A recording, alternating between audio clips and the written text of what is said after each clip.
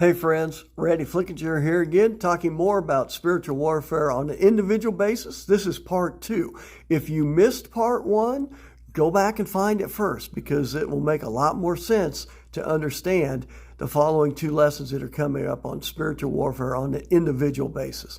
I think you'll enjoy them, and it's a great opportunity for us to learn how Satan fights against God and His Holy Spirit to get us to do His bidding and to make the mistakes and the temptation that we struggle with. So what all can Satan affect? What all can he control? Well, the best way to answer that is to go look at Job. Go back to chapter 1 and 2 of Job. In chapter 1, verse 1, it says, Job was a man who was blameless and upright. He feared God and he shunned evil.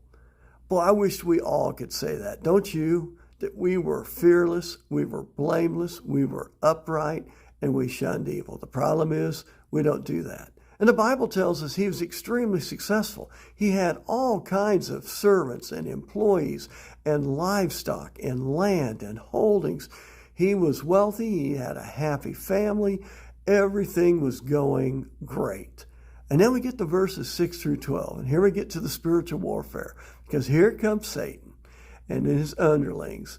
And let's see what he says he wants to do. So we're going to learn a little bit about his limitations. Verse 6 says, one day the angels came to present themselves before the Lord, and Satan also came with them. The Lord said to Satan, where have you come from? Satan answered the Lord, from roaming throughout the earth, going back and forth on it. So did you hear that? There are several things that we learn from that passage. Number 1, Satan is accountable to God. All angels, good and bad, are. God in the end is the final stopping place. He may allow us to be tempted, to strengthen us, and to teach us how to fight temptation and to seek Him and His will. And you may wonder, well, why would you do that? I just explained it. It helps us to get stronger because the little temptations are the things that will help us grow to take care of the big temptations down the road. And it also helps us learn that we can't do this on our own. We need Him. We need to seek His strength, His will, right? I can do all things through Christ, which strengthens me. The second thing we learn about Satan, he can only be at one place at a time. He can have his underlings, called demons, all over the place, but he himself can only be at one place at a time. Number 3, he cannot read our minds. If he could read our minds, he would have known that Job was not going to give in and waive his faith. Job was steadfast and would not do it. Number 4, he's active both on earth and in the spiritual realm because he can mess up all kinds of stuff on both sides. And number 5, God sets the limits to what Satan is allowed to do, okay? Satan doesn't have free reign. God, in the end, is the final stopping point, is the one who gets to decide. Let's look at verse 8 real quick. Basically, he says, then the Lord said to Satan, have you considered my servant Job? There is no one on earth like him. He is blameless and upright, a man who fears God and shuns evil. Oh my gosh, wouldn't we all love to have God say that about us? Think about that. What kind of a cool honor is that to have God Himself say, hey, take a shot at Brent over there. Take a shot at Lori over here. They are my servants. They serve me, and they're steadfast. You know, I hope we all can get to that point, but I know we got a ways to go. So Satan, he says, you got it.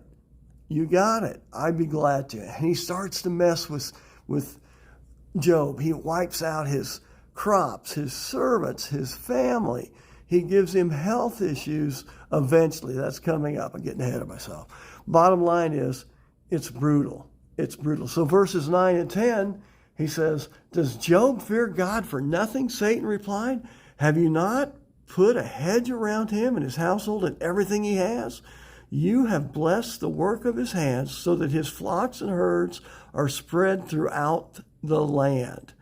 Did you hear that? a hedge around him? Stop the presses. Wait a minute. Wait a second. You mean we could ask and request for God to put a hedge around us, his angels, his strength to protect us from these spiritual attacks, these spiritual warfare events? You better believe it. In Jabez, not in Jabez, in 2 Chronicles, the prayer of Jabez is simply, bless me indeed, expand my territory, protect me with your hand, keep me from hurting others. That's known as the prayer of Jabez. It's 1 Chronicles. I said 2 Chronicles. 1 Chronicles 4, verses 9 and 10. You want a hedge and protection against spiritual warfare, against temptation? Start asking God to put a hedge around you and your family and your possessions and to expand them. And he will do that in his way, in his time. So what would happen if we all prayed that prayer on a daily basis? I think we'd find out things would be really good.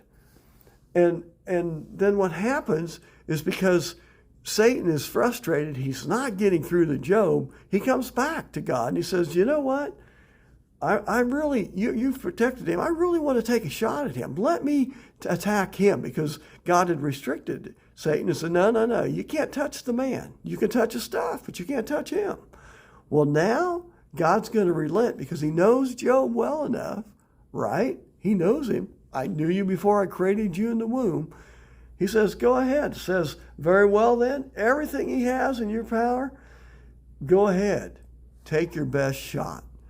And he ends up trying his darndest to get Job to give up his religion. Job's wife tells him to give up. Just deny God and give up, which many biblical scholars think she was literally left alive. His rest of his family's killed. His servants are killed, but his wife has survived. And they think it was to nag at him about his faith. Just give up. Look at what's going on. And Job refuses. He refuses. Now, you read the book of Job, he goes on and he starts to whine. He starts to complain. His friends tell him it's because you've sinned, you've done these things. And he's like, no, I haven't. But the truth of the matter is, what they didn't understand is, this is spiritual warfare. The whole idea is to attack you, is to get you to doubt God, to wonder what's going on. Why is God allowing this? Am I doing something wrong? It's possible, but that's not what happens. God's not sitting in heaven going, oh God, Flickinger messed up today. I'm zapping him. Let's let him have it. That's not how it works. God is not that kind of a God. He's a loving, forgiving God. He wants you and I to do what's right, to learn, to listen to his shoulder, to the angels in his spirit that he sends us. But the bottom line is, we have to choose that. And he's going to give us the strength if we'll seek him and seek it. All right? The final thing that I want to tell you about what Satan can and can't do is anything that he can do, he wants to do to weaken our faith. That's the whole point. If he can get you and I to question our faith, he wins. When there's a school shooting and we say, well, why would God allow that? He's winning. When there is something that happens to a young child, they die of leukemia, or a 39-year-old mother with 7 children dies of cancer, and we say, where is God? I don't understand. Those are all ways that Satan's trying to get us to doubt. And you have to understand that. That's his game. His game is to weaken us, to drive you into temptation. Next, in the next part, the last part, we're going to talk about why God would allow these things to happen. We just started talking on that. We're going to finish up there. Thanks for listening. Again, part 1, if you didn't listen to it first, go find it because you want to hear it. And part 2, you just finished. Part 3 is coming up.